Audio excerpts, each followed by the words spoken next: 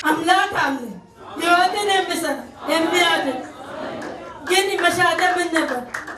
ይህ ሰው ይህ እግዚአብሔር የቀባው ባለ በልጄ ላይ እጄን ቢቀባ ቢነካ ይድናል ብዬ አመንኩ።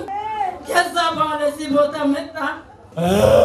ሄጨውና ውጣ! በኃይል እየጮክታ ውጣ! ውጣ! አይምሮን አስተካከል። ጩሁና ውጣ! በታላቅ ድምፅ አንድ ጊዜ ጩሁና ልቀቀውና ሂድ።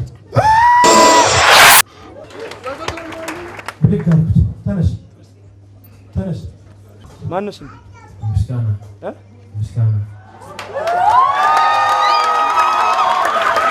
እስኪ እጃችሁ ዘርጉ። ኢየሱስ ይችላል በሉስ።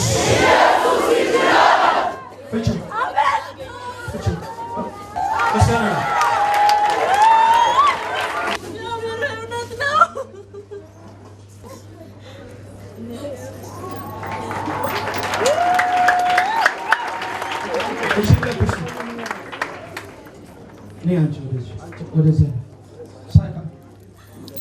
ተዘረረ፣ ተፈወሰ፣ ያው ሰው ሆነ።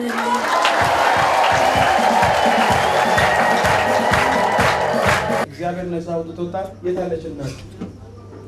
ልጅሽ ነፃ ተፈውሷል።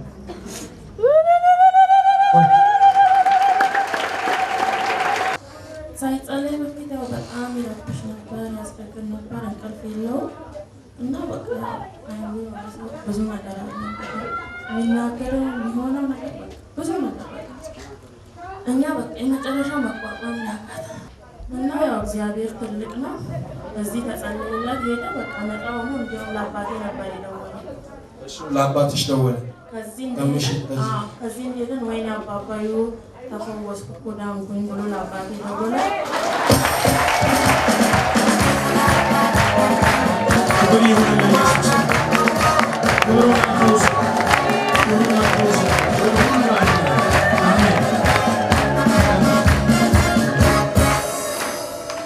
ምስጋና ነው ስም? ምስጋና። እንዴት ነው? ለውጥ አለው? እንዴት ነው? ምን ሆነልህ? እስኪ የሆነልህን ነገር እስኪ ለእግዚአብሔር ሕዝብ መስክር። ትልቅ ለውጥ አለው ከጸለይክልኝ በኋላ። ከዛም ባለፈ ደግሞ እኛ አማኝ ተብለን እንኖራለን። አባቴም ቄስ ነው፣ የእናቴም አባትም የመካነ ኢየሱስ ቄሶች ናቸው ሁለቱም። ከዛ ባለፈ ያው የጸለይክን ወደ ሁሉም ያለው የአባቶቻችን እምነት የነበሩበት ጊዜ ያለ ሁሉም ነገር ወይ ከበኩራት ከቤት ውስጥ ከበኩር አንዱ ላይ ሊሆን ይችላል። ሴትም ልትሆን ትችላለች፣ ወንድም። ለስንት ዓመት ነው በዚህ በሽታ የታመመው? ቆይቶበታል፣ ይነሳበታል ወቅቱን እየጠበቀ አባቱ የት ነው የሚኖረው? በሕይወት አለ አባቱ? ምንድን ነው የሚሰራው? እሱ ቄስ ነው። እሺ ስሚኝ፣ ቄስ ነው። ከአባቱ በስተጀርባ ያለ መንፈስ ነው ይህን ልጅ። የሚገርማችሁ ነገር ከአባቱ በስተጀርባ ያለ መንፈስ ነው መጥቶ የሚያጠቃ፣ አይኑን የሚያዛባ፣ ሰው እንዳይሆን እንዲያብድ፣ ተንከራታች እንዲሆን፣ በየሀገሩ እንዲዞር፣ እርቃኑን እንዲሄድ፣ ከሰው በታች እንዲሆን። ይሄንን ሰንሰለት እግዚአብሔር ቆርጦታል። ሄዶ አንዱ ላይ የሚያርፍበት እናለ ግርዶሽ አለብን ሁላችንም። ምንም ልናይ አንችልም በተፈጥሯችን። በናዝሬቱ በኢየሱስ ክርስቶስም ከዚህ ቀን ጀምሮ ይሄ ሰው በዚህ ሰንሰለት እንዳይታሰር ከለከልኩ። ከአባቱ ግንድ ተወርውሮ የሚመጣ ከርስና መርገም ለዘላለም የተሰበረ ይሆን። ይህ ብላቴና ፈጽሞ ለዘላለም ነፃ ይውጣ። ይህንም ብላቴና ለአንተ እጆች አሳልፌ የሰጠሁት። አሜን። ለጌታ ክብር ይሁን። ተፈውሻለሁ። ሁሉም ነገር በእግዚአብሔር ሆኖልኛል። እንደረበትኩም አውቃለሁ። ፈውስ ግን እዚህ ቤት ስመጣ ነው። ዋው! እስኪ ለጌታ ክብር ስጡ።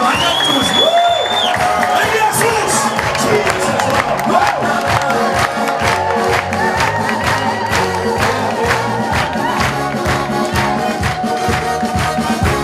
አንድ ነገር ልንገርሽ፣ ከዛሬ በኋላ በአንቺና በቤትሽ በልጆችሽ ላይ ያለ መርገም ተሰብሯል።